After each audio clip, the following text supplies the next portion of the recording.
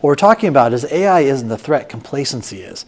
When you look at AI, it's not the real enemy. Your real danger is standing still and your reaction to it while others are moving forward.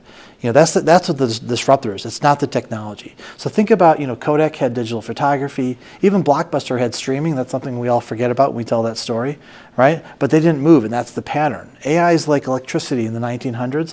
Those who adopted it and refined what it could do disrupted entire industries, and those who waited simply just disappeared. And so when you look at what Jensen Huang said last week, he said, your job isn't going away because of AI. Your job is going away because someone else is figuring out how to use AI in your job. Your company isn't going away. It's some other companies figuring out how to use AI to accelerate what we're doing. So the new competitive advantage isn't just talent, it's augmented talent. And that's the thing I think we all need to start thinking about. That the playing field is no longer talent versus talent, it's talent plus AI versus talent alone, and that's never going to be a fair fight. So, a copywriter with ChatGPT is writing 10 times faster. It may not be content you're going to want to keep and you're going to edit, and of course that's kind of what we're all getting used to, but it's going to go a lot faster than just a junior analyst writing things and then having to edit. You have to think about how you're going to accelerate, how to get to where a senior level person can create those insights that actually creates value, right? So it's not about replacing people, it's about amplifying what they're able to do. Companies investing in AI aren't reducing headcount, they're raising the ceiling of what one person can do when they're assisted by AI. And that's the kind of the model that we're all looking at. So when you think about how to advance your company forward with AI, think about speed being the new moat. So when we talk about, a moat is something a business has around it to protect itself from, the higher cost of entry, patents, all your intellectual property, things like that. Well, now think about speed to market as your differentiator and your moat. You don't have to be perfect, you just have to be fast. So if AI is reducing the time between ideas and execution, then you can test new products faster, you can analyze customer feedback faster, forecasting, et cetera. All these things where it used to be weeks or months, now it could be hours, right? It could even be something you automate, it could be something that you build systems around. That's where things can really change, right?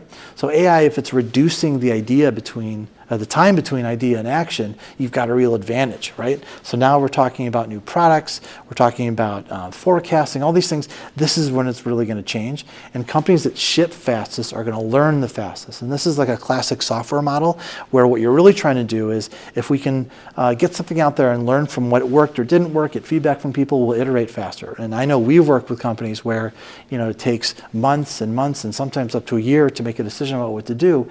Well, there's no way for you to know that you're right on your own. You have to talk to customers. You have to put something in front of them. And so bureaucracy is no longer a necessary evil. It's actually something that could be a liability that slows you down, right? Startups used to worry about scale. Now they're using AI to prototype, to build and iterate at speeds that large companies simply can't keep up with. And so that can be an advantage moving into the future. So your competitor's AI isn't a robot, it's a multiplier, right? Think of AI not as a replacement, but as an amplifier of something that people can do. So, one support agent running AI can support as much as 3x the customer volume as maybe some other things out there or your people do. One salesperson with AI gets real-time pitch coaching, instant follow-ups, ideas. One of the things we use constantly for is, give me 9 ideas to respond to this. Give me 12 ways to think about this in a different way. That's something AI is really good about. It's not about hiring more people. It's about empowering the ones you already have with these new tools. That's where we can make some differences. So AI is not going to replace leadership, but it will expose weak leaders as we go up the org chart, right? You don't have to know how to build AI, but you need to know how to lead in a world shaped by it. You need to know what's possible, because if you're living in an age from before, we were talking earlier today that we think about normal everyday people maybe aren't even really using AI just yet. Maybe there's some resistance or fear around downloading one of the chat or Claude or apps or something like that. You have to realize that your customers, they may be behind the curve on things. This is your opportunity, especially with your competition, to leap ahead, because not everyone is getting into it, right? Now, if we think about what leaders need to know, it's vision and not code. That's for sure. But vision means knowing what's possible. So you have to somehow find a way to blend that, right? The real test of leadership now, can you guide your team through this transformation in a way that makes sense? Those who pretend it's a fad, and there still are some who do that, will be the first casualties. And I think as we look around, again, looking at speed to market and building a moat around your business, this is something that's going to be really important, is the ability to get there quickly, have the vision for what you're doing, and be able to move forward on it. So here's an idea for companies to think about. You're not competing with AI, you're competing with someone who knows how to delegate to it. So your competitor isn't a genius. They're just, in a way, they're just like you, right? But they know how to ask better questions to a machine. And that's sort of a new thing that we're all learning. And sure, there's prompt engineering and there's learning about kind of how to interact with AI. But as we focus on operational AI, the idea that you can talk to an AI in a way that produces the results you want, that's actually a skill. And that's becoming something that people are kind of investing more time and energy into. And honestly, looking at which AI does things better. We've noticed that certain AI does better with math, certain AI does better with narratives, certain AI does better with different kind of calculations and predictions. Like those are all things we have to work with. And of course, I'm talking about LLMs in general, because that's where your quickest wins are going to be. And I think when we look at LLM versus building a traditional machine learning model, there's still applications for both. But for companies that are going to move fast, I think the appeal of an LLM being able to do something really quickly is actually really interesting and powerful. And I think we should really focus on that. So think about AI like it's a new kind of team member, right? One who doesn't sleep but gets smarter every day and never forgets. And also winners are ones who are able to build AI from scratch. They're the ones who know how to partner with it. So think about AI as this extra kind of component in your business. It's not this thing that's going to run without you. You're still going to have to prompt it to do things and point it in a direction using your vision and what's important to your company. Delegation used to mean assigning tasks to people. Now it means knowing which tasks can be done with people and which ones can be automated or accelerated or reimagined with AI. I think that's where we can use our creativity, like thinking about what would be possible in a world where we were able to delegate something to AI and then open up all this downstream activity for other people. I think about one of the ways operational AI I think is really going to impact businesses is this idea that when you change what you're doing in a way that allows your people to scale, there might be these long tail ideas that you never could have touched because it would have taken too much to spin up a business to do that. It's going to take too much oversight, and we have to man this. Well, what if something could really run mostly on its own with AI? You can have new ideas emerge because of your ability to delegate that way. And think about the idea that innovation cycles are shrinking, and they have to shrink. What used to take a team a quarter, maybe a year, now it could take a laptop in a weekend. And I know in my business that's a little bit scary. We're thinking about how we can accelerate what we're doing so we can deliver more, right? But when you think about what's possible, idea to prototype to market to test could happen in days just to try something out with AI. And thinking about customer analysis and data analysis, these are all things you can accomplish much more quickly than you could before. And if your imagination process is still built for 2010, you're moving like a glacier in a world of speedboats that has this new technology embedded in it. So as we all know, something came out on Monday that was kind of a game changer. I'm sure we all saw it. Yes, right? Okay.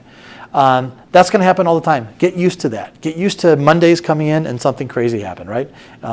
It's not just legislations you didn't expect. It's now someone innovated something new that is now just part of the fabric that we're going to use to build these tools, and it's going to change. It's going to accelerate.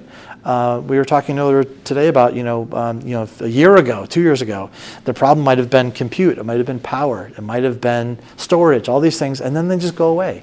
It could have been tokens, and now there's 1 million tokens, right? So those are the things that whatever you think the constraints are, expect them to change, expect them to be different a month from now, a year from now, and be ready to change in response to it. Be ready to use them. I think that's the promise. So thinking about the ability to experiment rapidly, that's going to have to be a strategic advantage for you. It's got to be a core skill. So thinking about something that's going to take we'll get that in market in a year, that's far too slow. Because think about what I just said with something coming out. Someone might be able to innovate something that now blows past your idea before you've even started. And one of the things we run into with a lot of companies is it takes them so long to decide what to do that they're unable to act on it. So I feel like if you can think about shorter innovation cycles being a strength, a core skill of the company, you actually stand to gain and take advantage of these amazing new tools that come out all the time. You think about, founder could spin up a landing page and an ad campaign, an idea, and an email sequence, and just kind of fire it up in AI just to experiment with something. That's one of those long tail business ideas. So think about, ask yourself, what's your process timeline for new initiatives? And maybe you look at your process for doing this. So if it takes, if in your mind you're thinking about what your new product is going to be, and you're thinking in terms of months and years, find a way to shortcut that, because by the time it comes out, it might have, you'll have missed the mark. An idea to think about here is that AI isn't magic. Think about it as margin. It's not just about disruption. Think about the dollars you can create with it. For us, we focus a lot on automating internal tasks, but things that used to be kind of boring, like compliance, reporting, scheduling, invoice matching, analyzing spreadsheets, that kind of thing. We can save time. We can save the people's effort so that those higher level people can actually think about what they're doing and come up with interesting things. That's where we're going to need to look. And it's not going to be flashy. Sometimes it just looks like a healthier bottom line. It looks like people being able to focus on higher value activities. That's where we're going to make a lot of money. So companies using AI aren't spending more, they're just reallocating smarter. So they're not wasting time and energy on things that don't make any sense anymore. That's going to be a core skill. Talking to a CFO, they said their AI pilot didn't wow anyone, but it saved $800,000 in operational overhead last year. And that's one of those things that's like, it's not so sexy until you look at the numbers, and that's every year. So from now on, that's a benefit to the business, and that's that could be 5 or 6, 7 people doing something different and more interesting for the business, or you can just take it to the bottom line, right? Companies that are quietly embedding AI into their back office aren't really showing off; they're just showing profits, and I think that's pretty interesting. Now, another thought here is that talent is adapting faster than companies are. Your team is using AI, I guarantee it, whether you sanctioned it or not, right? So people are they're finding ways to automate their own daily workflow. The evil side of that, you've probably seen people who are outsourcing their jobs to AI or even overseas.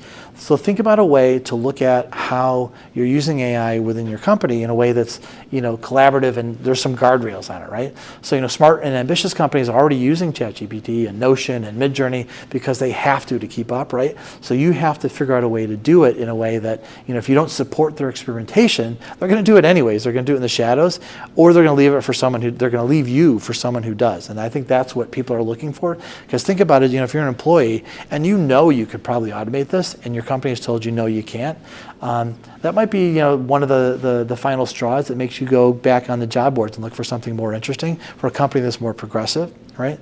Organization's job is to harness that energy, not stifle it. Because I think one of the things that could be really surprising is all the things that come out of it that were unexpected. Someone automates their job and finds something new to do. You might have 100 or 1,000 innovators in your company that don't even have that title, but they do it because they're figuring out how to use AI in really clever ways.